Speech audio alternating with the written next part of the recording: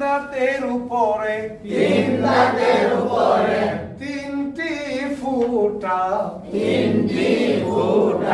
তার নাম শিন তার নাম শিন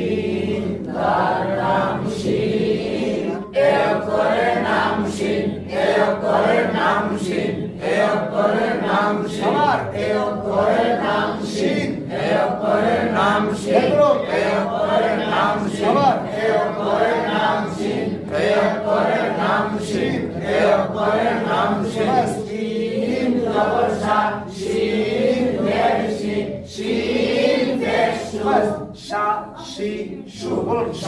শিন সবার টানা চলবে না কেন টানা চলবে না তাড়াতাড়ি করতে হয়